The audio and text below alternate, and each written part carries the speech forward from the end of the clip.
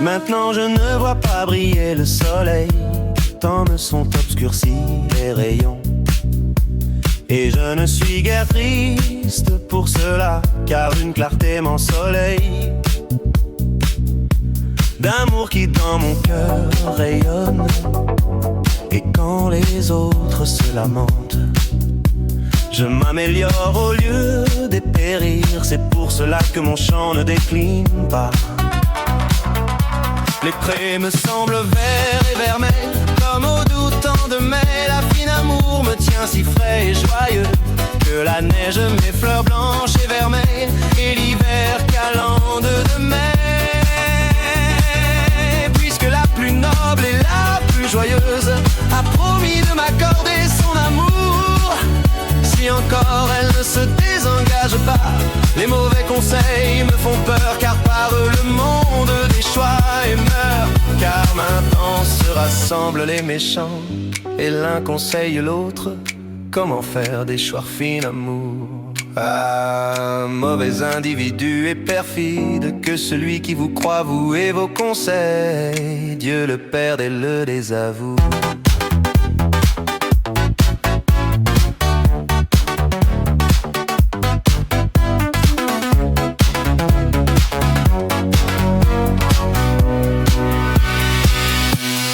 Cela je me plains et me lamente, qui me cause colère, souffrance et détresse, et à qui pèse la joie que j'ai. Puisque chacun de se plaint et s'attriste de la joie de son prochain, je ne souhaite avoir d'autre droit que de combattre et vaincre à l'aide de mon bonheur celui qui me met plus forte guerre.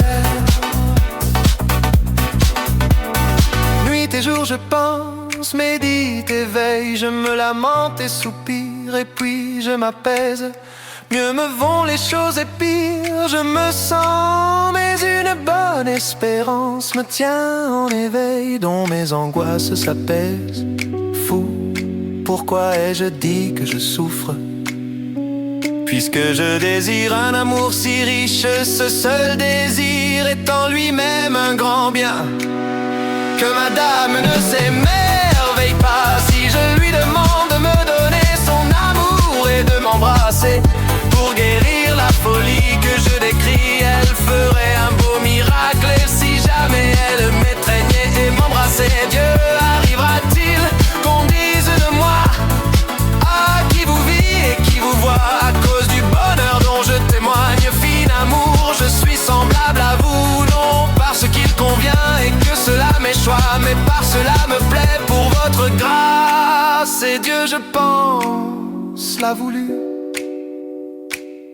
qu'un amour si pur me soit échu. Ah, dame de grâce, qu'il vous plaise d'avoir pitié de votre ami, puisqu'aussi noblement il vous crie merci. Bernard crie merci à sa dame, cette merci qu'il implore d'elle.